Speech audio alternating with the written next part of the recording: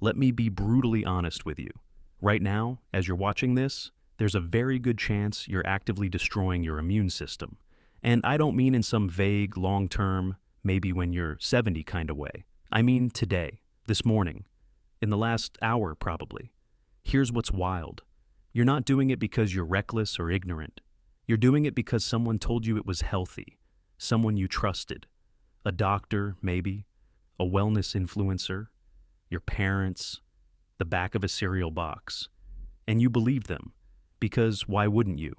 They had credentials, they had science, they had a blue check mark, or a white coat, or a really convincing Instagram grid. But here's the problem. A lot of what you've been told about protecting your immune system is not just wrong, it's backwards. And I'm not talking about fringe stuff here. I'm talking about the daily routines that 73% of people follow religiously, thinking they're doing themselves a favor, when in reality, they're setting themselves up for every cold, every infection, every brutal flu season that comes their way. Now, I know what you're thinking. Great, another health video telling me everything is toxic and I'm gonna die. Not quite. This isn't about fear. This is about the gap between what you think is protecting you and what's actually happening inside your body. And that gap, it's massive. It's so massive that immunology researchers have spent the last decade basically watching the general public do the exact opposite of what strengthens immunity, all while patting themselves on the back for being health conscious. The worst part? The things that are sabotaging you are so normalized, so embedded in your routine, that you'll probably feel defensive when I bring them up. That's fine. Feel defensive. But keep watching, because by the end of this, you're going to realize that the immune system you thought you had doesn't actually exist, and the one you do have has been under siege for years. So let's start where your day probably starts, with something clean, something refreshing, something that feels like self-care. Your morning shower. You wake up, you stumble into the bathroom, you turn the water as hot as you can stand it, maybe hotter, because that's what wakes you up, right? That's what makes you feel clean. You lather up with soap. Maybe antibacterial soap, because you're thorough. You scrub, you rinse, you step out feeling fresh, feeling ready, feeling like you just washed away the night and whatever germs tried to cling to you while you slept. Except, you didn't wash away germs. You washed away your defense against them. Here's what actually just happened. Your skin is not a barrier. I mean, it is, but not in the way you think. It's not a wall. It's more like a fortress with an army living on it. That army is your microbiome. Trillions of bacteria, fungi, microorganisms that exist on the surface of your skin, and their entire job is to keep harmful pathogens from getting through. They're your first line of defense. They've been there your whole life. They're extremely good at what they do. And every time you take a hot shower with soap, especially antibacterial soap, you're carpet bombing that army into oblivion. Hot water strips the oils from your skin. Those oils aren't just moisture. They're the environment your microbiome needs to survive. Soap, especially the antibacterial kind, doesn't discriminate. It kills everything, the bad bacteria, sure, but also the good bacteria, the ones that were protecting you. And when you do this every single day, your skin never gets a chance to rebuild that population. You're left with a sterile, damaged barrier that's actually more vulnerable to infection, not less. But it feels so clean, right? That tight, squeaky feeling after a hot shower, that's not cleanliness. That's your skin screaming. That's the feeling of your natural protective layer being stripped away. And because you've been conditioned to associate that feeling with hygiene, you keep doing it. Every morning, sometimes twice a day. Now, I'm not saying never shower. I'm saying the way you shower, the temperature you use, the products you use, and the frequency you do it at have all been shaped by an industry that profits when you feel like you need to be cleaner than you actually are. The soap companies didn't convince you to shower daily because it's medically necessary. They convinced you because it sells soap, and your immune system is paying for it. But okay, fine. You shower, you get dressed, you head to the kitchen, time for breakfast. And this is where you really think you're doing the right thing. You've heard it a million times. Breakfast is the most important meal of the day, so you're responsible. You don't skip it. You pour yourself a bowl of whole grain cereal, maybe some low-fat yogurt, a glass of orange juice because vitamin C, obviously. Or maybe you're fancy. Maybe you've got a smoothie situation. Banana, spinach, almond milk, a scoop of protein powder. You're basically a health influencer at this point, and your immune system is in chaos. Here's the thing about breakfast. The idea that you need to eat within an hour of waking up, that you need to fuel your body first thing, that skipping breakfast is dangerous, none of that is based on biology. It's based on marketing. The entire concept of breakfast as we know it was invented by cereal companies in the early 1900s. They needed to sell a product, so they created a cultural norm around it. And now it's so ingrained that questioning it feels almost rebellious. But let's talk about what's actually happening when you eat a carbohydrate-heavy breakfast right after waking up. Your cortisol is already elevated in the morning. That's natural. It's what gets you out of bed. It's part of your circadian rhythm. When you eat a bunch of carbs first thing, your blood sugar spikes. Your body releases insulin to deal with that spike.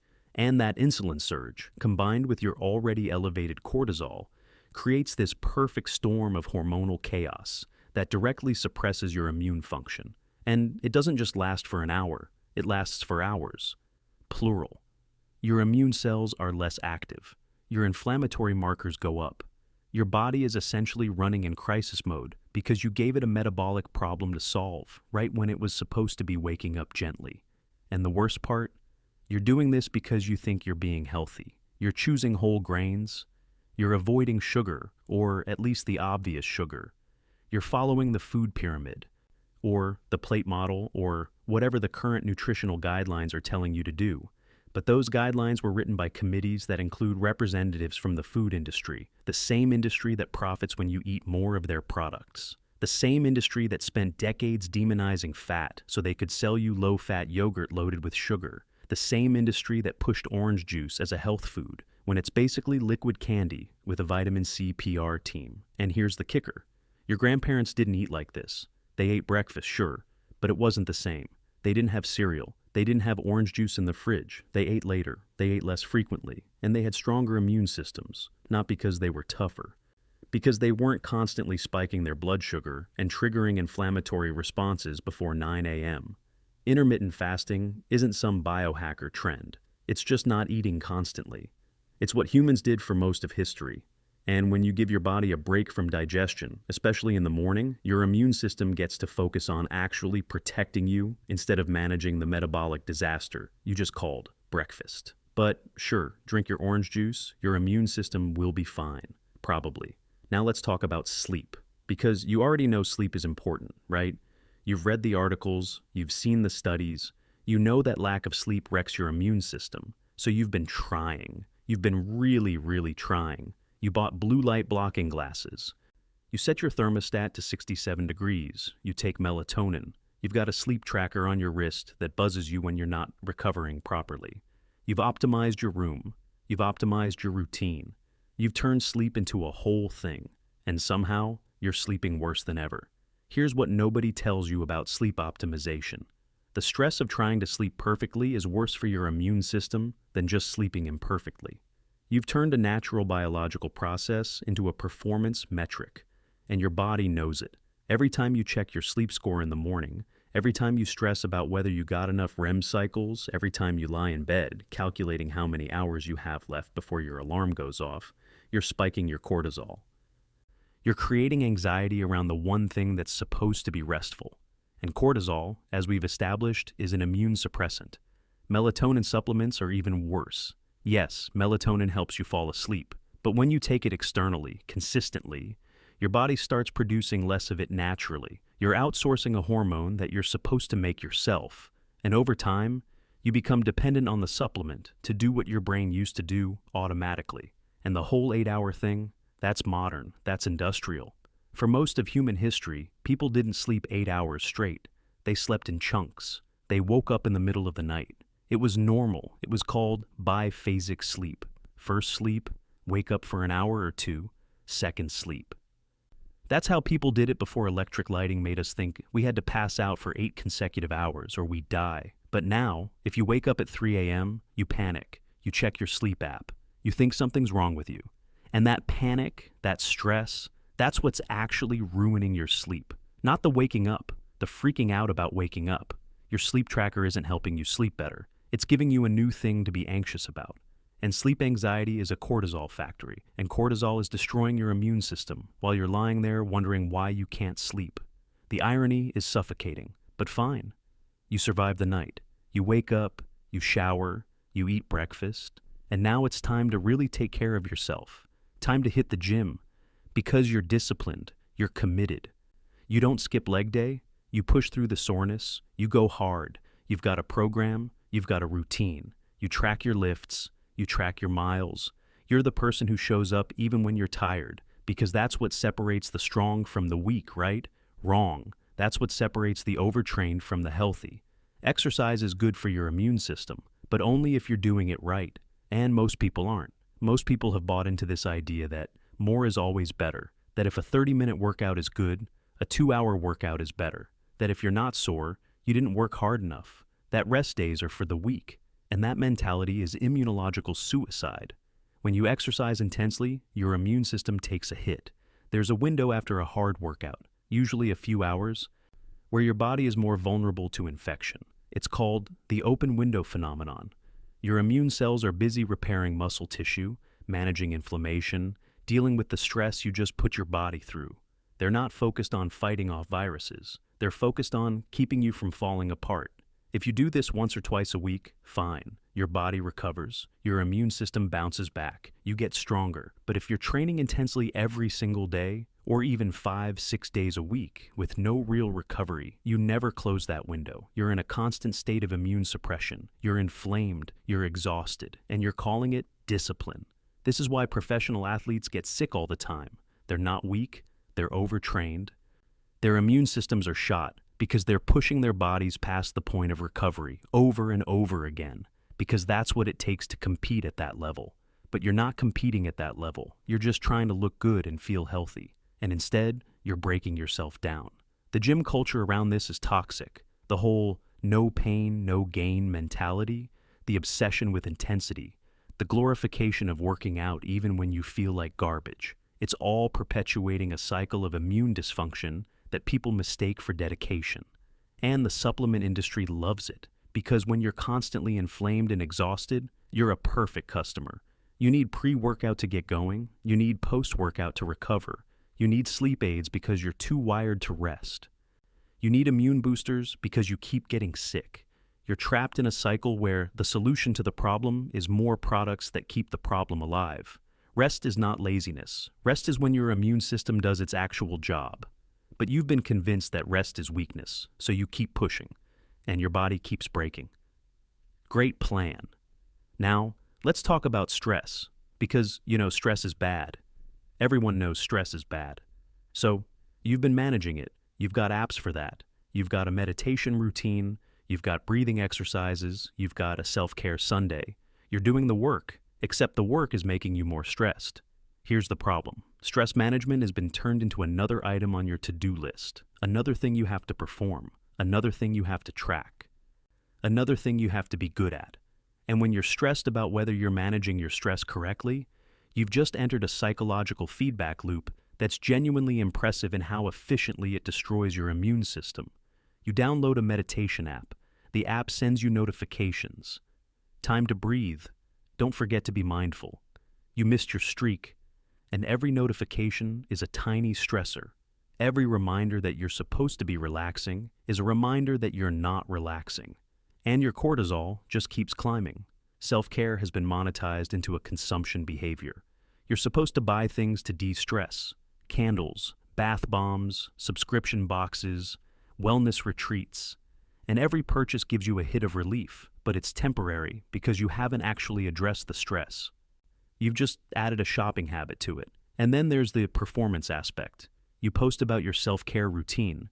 You track your meditation minutes. You compare your wellness journey to other people's. You've turned inner peace into a competitive sport. And your immune system is sitting there, watching this, absolutely baffled. Because real stress reduction doesn't look like this. Real stress reduction is unstructured time. It's doing nothing. It's talking to a friend without checking your phone. It's being bored. It's not optimizing every second of your existence for productivity or wellness or content. But we've lost that. We've turned relaxation into another form of work, and our bodies can tell. Cortisol doesn't care if you're stressed about your job or stressed about your meditation streak. Stress is stress. And chronic stress is an immune apocalypse. The wellness industry has figured out how to sell you the problem and the solution at the same time. And as long as you keep buying both, you'll never actually feel better. You'll just feel busy. Which brings us to your house. Your beautiful, clean, sanitized house. You wipe down your counters. You use antibacterial spray. You've got hand sanitizer in every room, maybe every bag. You vacuum. You dust. You do laundry constantly. And if you have kids, you're even more intense about it. Because kids are germ magnets, right? They touch everything. They put everything in their mouths. So you have to stay on top of it. You have to keep things clean. You have to protect them. Except you're not protecting them. You're making them weaker. There's this thing called the hygiene hypothesis. It's been around for decades, but people still don't really believe it because it sounds wrong. It sounds like an excuse to be lazy, but it's not. It's immunology. And it goes like this. Your immune system needs training. It needs exposure. It needs to encounter bacteria and viruses and fungi and dirt when you're young. So it learns what's dangerous and what's not. If you grow up in a sterile environment, your immune system never gets that training. It stays naive. And when it finally does encounter something, it overreacts. Or it underreacts. Or it attacks the wrong thing, like your own body, which is how you get allergies, and asthma, and autoimmune diseases. The rates of all of these have exploded in the last 50 years. And it's not because we're genetically weaker, it's because we're cleaner. Wealthier countries have higher rates of allergies and autoimmune disorders. Kids who grow up on farms, around animals and dirt, have stronger immune systems than kids who grow up in spotless suburban homes. Immigrant children from less sanitized environments often have better immunity than kids born in hyper-clean Western households. This isn't an accident. This is what happens when you remove the microbial exposure that your immune system was designed to handle. And it got worse after COVID. Everyone went into overdrive, sanitizing groceries, wiping down packages, spraying everything with bleach. And I get it, there was a pandemic. People were scared, but we've stayed in that mode. We've normalized a level of sanitization that is genuinely harmful, especially for kids who are still developing their immune systems. Your child doesn't need antibacterial soap. They need dirt. They need to play outside. They need to be exposed to the normal microbial environment that humans have lived in for hundreds of thousands of years. That's how immunity works, not through avoidance, through exposure and adaptation. But we've been sold a different story. We've been sold the idea that germs are the enemy, that cleanliness equals health, and companies have made billions selling us products to wage war against the microbial world. And in that war, we're not winning. We're just creating weaker, more reactive immune systems that can't handle the real world. Your clean home isn't a safe space. It's a training ground for immune dysfunction. Now, let's talk about something even more uncomfortable. Your relationships, or lack thereof. You're connected, right? You've got friends, you text them, you follow them online, you see what they're doing, you react to their posts, you DM, you stay in touch, you're a part of group chats, you're busy, you're social, but you're also alone, and your immune system knows it. Physical human contact is not optional for your biology. It's not a luxury. It's not something you can replace with technology. When you're physically near other people, when you touch them, when you have real face-to-face interactions, your body releases oxytocin. Oxytocin reduces cortisol. It lowers inflammation. It signals to your immune system that you're safe, that you're part of a group, that you're not in survival mode. When you don't have that, when your interactions are mostly digital, your body reads that as isolation. And isolation is a threat. In evolutionary terms, being alone meant you were vulnerable. So your immune system responds by increasing inflammation. It's preparing for injury, for infection, for danger. Because if you're alone, those things are more likely to kill you. And that inflammatory response, when it's chronic, when it's happening day after day, because you're living in a state of low-level social isolation, that's when your immune system starts breaking down. You get sick more often, you heal slower, you age faster. This isn't speculative, this is measurable. Loneliness has immune markers. You can see it in blood tests. But we've replaced real connection with digital interaction. We work from home, we order groceries online, We scroll instead of visiting. We text instead of calling. We think we're being efficient. We think we're saving time, and maybe we are. But the cost is your immune function, and it's not just about quantity, it's about quality. Transactional relationships don't count. Surface-level friendships don't count. You need depth. You need people who actually know you, who you see regularly, who you can touch, hug, sit next to. That physical presence is doing something your brain and your immune system need. The loneliness epidemic isn't just a mental health crisis. It's an immunological crisis. And we're treating it like it's a personal failing, like people just need to try harder to connect, when the reality is we've built a society that makes real connection harder than it's ever been. You can have 1,000 followers and still be immunologically isolated. You can be in a group chat with 50 people and still be alone in the way that actually matters to your body. And your immune system doesn't care about your screen time. It cares about your face time, the real kind, which brings us to the biggest one, the one that ties all of this together, the system you've been told to trust without question, your doctor. Now, before you close this video, hear me out. I'm not anti-medicine. I'm not telling you to ignore medical advice or reject science. Emergency medicine is incredible. If you're in a car accident, if you have a heart attack, if you need surgery, modern medicine will save your life, no question. But chronic care, the long-term management of your health, that system is not designed to make you healthy. It's designed to make you manageable. Here's how it works. You go to the doctor because you're sick. You've got an infection or inflammation or pain or something that's making your life miserable.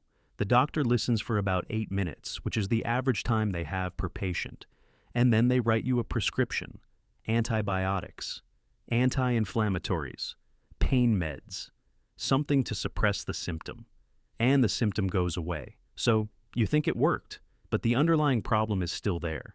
And in many cases, the medication you just took made that problem worse.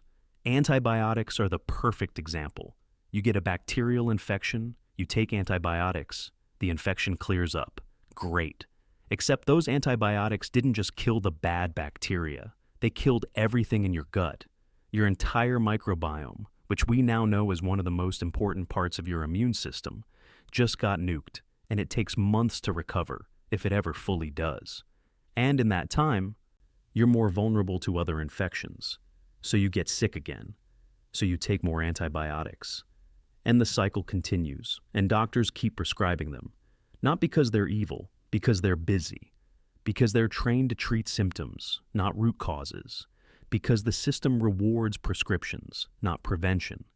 Because pharmaceutical companies fund medical education and research and conferences and basically the entire infrastructure of modern healthcare.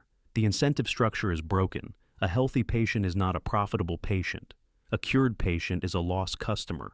But a chronically ill patient who needs medication forever, that's a business model. And it's not just antibiotics. It's everything. Fever reducers that prevent your immune system from doing its job. Statins that treat cholesterol without addressing why your cholesterol is high. Antidepressants that manage symptoms without touching the lifestyle factors causing them. You're not being cured, you're being managed. And management is a subscription service. Now, I'm not saying doctors are part of some grand conspiracy. Most of them genuinely want to help. But they're operating inside a system that doesn't reward health. It rewards treatment. And there's a difference. Medical schools don't teach nutrition. They barely teach prevention. They teach diagnosis and pharmacology. They teach you how to identify a problem and which drug to prescribe for it. And that's useful, but it's not enough. And the pharmaceutical industry has its hands in every part of the process. They fund the research. They sponsor the journals. They pay for the conferences where doctors learn about new treatments. They send reps to doctors' offices with free samples and lunch. It's not bribery, it's just influence. Constant, pervasive influence. And when the people teaching doctors what to prescribe are the same people selling the drugs, you end up with a system that prescribes a lot of drugs. So when your doctor tells you to take something, they're not lying to you. They genuinely believe it's the right move. But their information is shaped by an industry that profits from keeping you on medication. And that conflict of interest is baked into the entire system. You're told to trust your doctor, and you should. But you should also ask questions. You should understand what you're taking and why. You should know that there's a difference between treating a symptom and addressing a cause. And you should be aware that the system is not neutral. It has incentives. And those incentives are not always aligned with your long-term health. Your immune system doesn't need more medication. It needs fewer reasons to be suppressed. It needs sleep without anxiety. It needs food that doesn't spike your insulin. It needs microbial exposure. It needs human contact. It needs rest. It needs to be left alone to do its job without being constantly undermined by the things you think are helping. So, here's where we are. You've been showering wrong, eating wrong, sleeping wrong, exercising wrong, cleaning wrong, connecting wrong, and trusting wrong. And all of it, every single bit of it, was taught to you by someone who had something to sell. But now you know, and you can't unknow it. You can't go back to thinking your morning routine is healthy. You can't unsee the pattern. And honestly, that's your advantage. Because while everyone else is out here buying more hand sanitizer and setting another alarm for their meditation app and trusting that their doctor has their best interest at heart, you're one of the few people who actually understands how this works. You're one of the few people who can step outside the system and make decisions based on what your immune system actually needs, not what you've been told to buy. Your body is not fragile. Your immune system is not weak. It's just been sabotaged by a culture that profits from your fear and your trust. And now that you see it, you can stop participating. So, what do? You ease up. You stop over-sanitizing. You stop over-optimizing. You stop treating your health like a performance metric. You eat less frequently. You sleep without tracking it. You exercise moderately. You spend actual time with actual people. You ask your doctor why before you take what they prescribe. You stop believing that more effort equals better results. You let your immune system do what it was designed to do, which is protect you without your help. And if this video messed with your head a little, good. That means you were paying attention. Hit subscribe if you're ready to keep questioning everything you thought you knew. Like this if you're annoyed that you have to rethink your entire morning routine now. And share this with someone who still thinks orange juice is a health food, because the truth is uncomfortable. But it's a hell of a lot better than being wrong and sick at the same time. I'll see you in the next one.